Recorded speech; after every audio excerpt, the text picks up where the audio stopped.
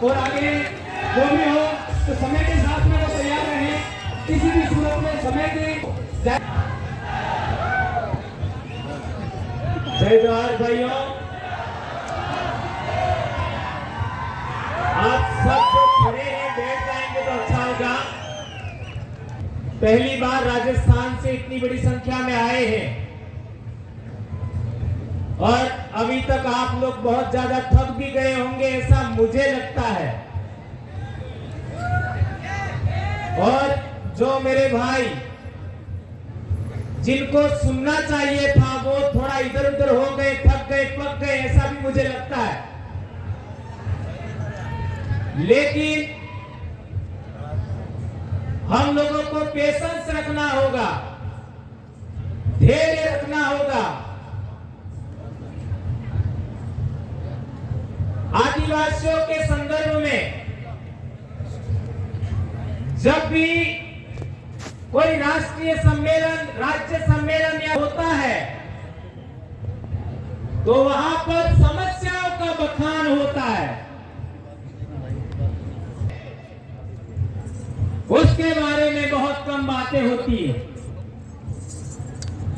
ये बात मुझे लगता है कुछ लोगों को अच्छा नहीं भी लगे, लेकिन किसी भी समस्या के समाधान के लिए मीठी गोली आज तक किसी बीमारी के लिए नहीं बनी। इंजेक्शन भी लगाना है तो दर्द होगा, गोली भी खानी है तो कड़वी लगेगी,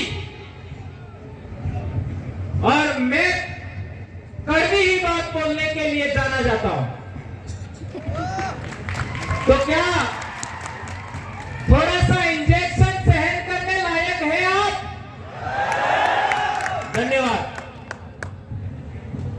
अब हमने देखा 5 जनवरी 2011 सुप्रीम कोर्ट के जजमेंट ने कहा कि 6000 साल से आदिवासियों के साथ शोषण, दमन, उत्पीड़न हो रहा है। तो क्या हम अगले 6000 साल के लिए तैयार हैं? अगले 6000 साल बाद इस धरती पर आदिवासी बचेगा? नहीं बचेगा। बचेगा या नहीं बचेगा? नहीं बचेगा। देश आजाद होने से पहले आदिवासी संगठित था, आदिवासी आत्मनिर्भर था, आदिवासी स्वावलंबी था। 75 साल में 5 किलो अनाज का मोहताज हो गया है। 5 किलो अनाज का मोहताज हो गया, एक हैंडपंप का मोहताज हो गया, एक बीपीएल आवास का मोहताज हो गया, और डेमोक्रेसी की बात करो एक पोटली का मोहताज हो गया, पोटली का। डेमोक्रेसी, इस देश में रूल ऑफ लॉ है। यदि रूल ऑफ लॉ है तो सुप्रीम कोर्ट के जजमेंट लागू हुए होते। हुए क्या? समता जजमेंट लागू हुआ क्या? वीरेंद्र जजमेंट लागू हुआ क्या? कौन सा जजमेंट लागू हुआ बताइए मेरे को। यदि इस देश में रूल ऑफ लॉ है तो हमारे सांसद, हमारे विधायकों को अपनी मर्जी से वहां बोलने का हक होता। क्या हक है? क्या वहां पर बोलते आदिवासी के अनुरूप? नहीं बोलते। आदिवासियों के संदर्भ में जितने कानून बने, कौन सा कानून लागू हुआ? आज एससी एसटी एक्ट के विरोध में काम हो रहा है, कौन सा नेता बोला? कौन सा सामाजिक कार्यकर्ता बोला? क्या हो रहा है? मध्य प्रदेश, राजस्थान में अनाप शनाप मेट्रो सिटी हुआ 2 साल में। अनाप शनाप कौन बोला? कौन पॉलिटिकल लोग बोला? कौन सामाजिक कार्यकर्ता बोला? ये बात जानना समझना जरूरी है। अब लोकतंत्र के 4 पिलर माने जाते हैं। आज न्यायपालिका के ऊपर एक समाज का कब्जा है। Am I right? क्या गलत है? गलत है तो मैं बैठ जाऊंगा अभी। मीडिया हाउस पर दूसरा पिलर, मीडिया हाउस पर एक ही समाज का कब्जा है। जिसका न्यायपालिका में कब्जा है उसी का मीडिया हाउस पर कब्जा है। Am I right? तीसरा कार्यपालिका, 79% कार्यपालिका पर एक ही समाज का आज की तारीख में कब्जा है। क्या ये बात गलत है कि राइट है? चौथा बचा व्यवस्थापिका। तो आदिवासी ने निर्णय करके एक भी विधायक सांसद भेजा क्या? और ईवीएम आने के बाद गुजरात का चुनाव की हालत देख सकते हो। मैं मानता हूं चारों 4 पिलर प्राइवेट हो गए हैं, निजीकरण हो गए। इस देश में डेमोक्रेसी हाइड हो गई है और हम कह रहे हैं पृथ्वी को बचाएंगे।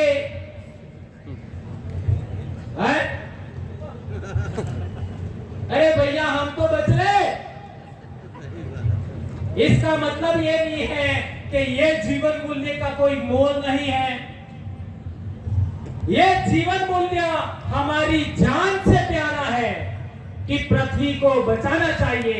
ये पूरे जीव जगत का मसला है, इसको हम नकार नहीं सकते। उसको सर आंखों पर रखते हैं हम लोग। लेकिन इधर भी तो देख लीजिए, वो मुर्गी क्या कर रही है? क्या कर रही है मुर्गी? मुर्गी गुस्से में आई है कि नहीं आई है? तो आदिवासियों को गुस्सा कब आएगा? 6000 साल से गुस्सा नहीं आया। पिछले 75 साल में सब कुछ खत्म हो गया, फिर भी गुस्सा नहीं आया। कब आएगा? और मैं गुस्से की भी बात नहीं करना चाहता, मैं बात करना चाहता हूं डेमोक्रेसी की। हमने प्रकृति में सिद्धांत देखा, प्रकृति प्रदत्त, ये मैं अपनी बात नहीं करता, प्रकृति प्रदत्त सिद्धांत देखा। क्या सिद्धांत देखा? एक सियार या कुत्ता भेड़ के बच्चे को खाने आता है तो भेड़ क्या करती है? सबसे भोला जीव माना जाता है भेड़, सबसे भोला जीव। तो वो भेड़ भी सियार या कुत्ते के सामने लड़ने के लिए तैयार होती है? या अनपढ़ आदिवासियों ने जाना था, सीखा था? हम पढ़े लिखे लोगों ने इससे कोई सबक सीखा क्या? नहीं सीखा क्या? सीखा क्या? नो, नहीं सीखा। ये मुर्गी का उदाहरण, आपका बिल्ली है, वो काटने आ रही है तो वो गुस्सा हो रही है। और मेरे भाई पेंटरगोसा जी ने पृथ्वी को भी गुस्से में दिखाया है। तो थोड़ा सा गुस्सा मैं कर लूं क्या? कर लो। जायज है क्या? जायज है। प्रकृति का सिद्धांत है, मैं क्या कर सकता हूं? ठीक है, छोटी सी बात, ज्यादा बड़ी नहीं। मैं कहना चाहता हूं कि हमारे देश में कल 13 तारीख को तिलका मांझी का शहादत दिवस था।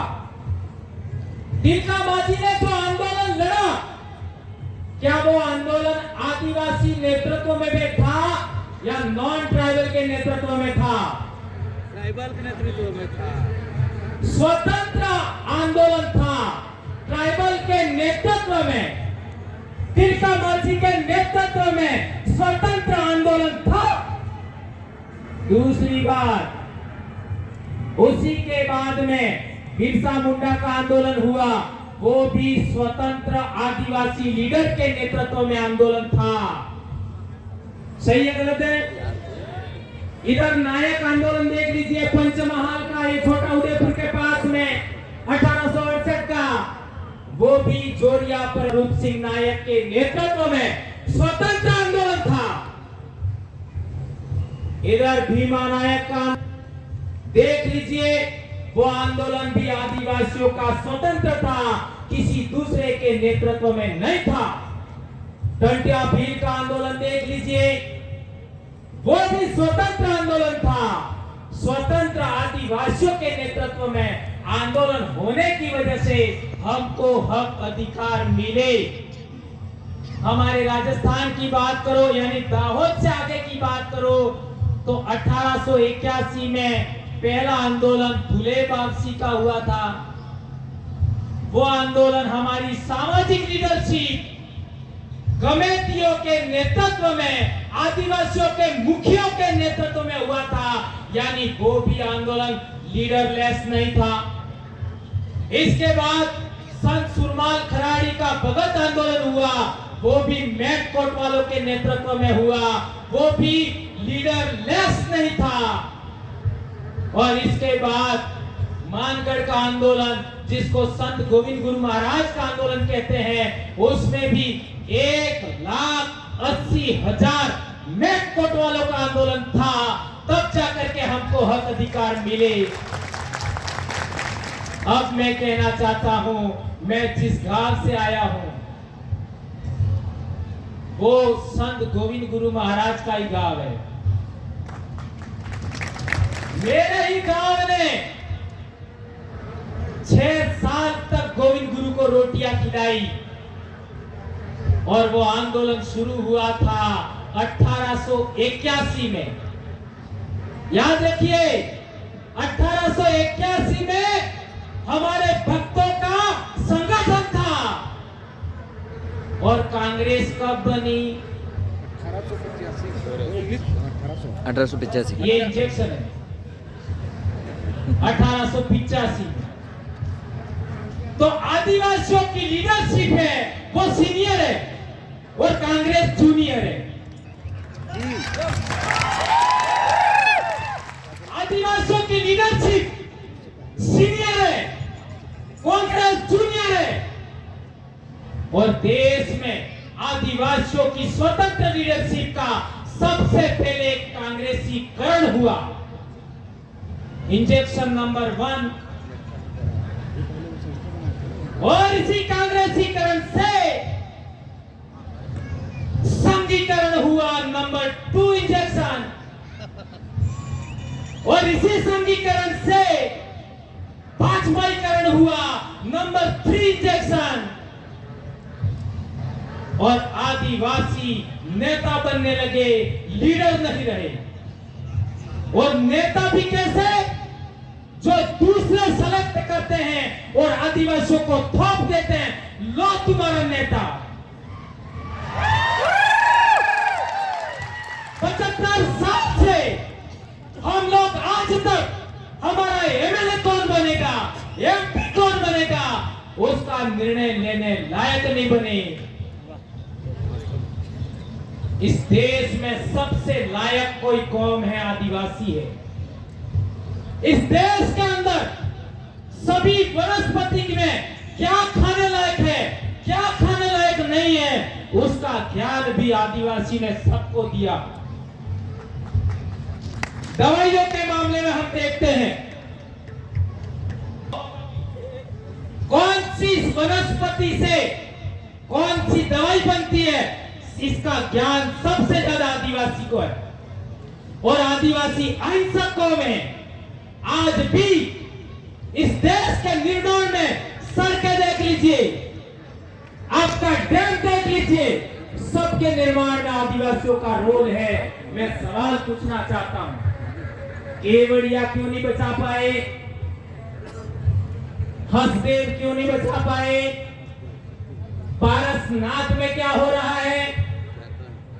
आपका ये कॉरिडोर बन रहा है, क्या हो रहा है? ये बुलेट ट्रेन हो रही है, क्या हो रहा है?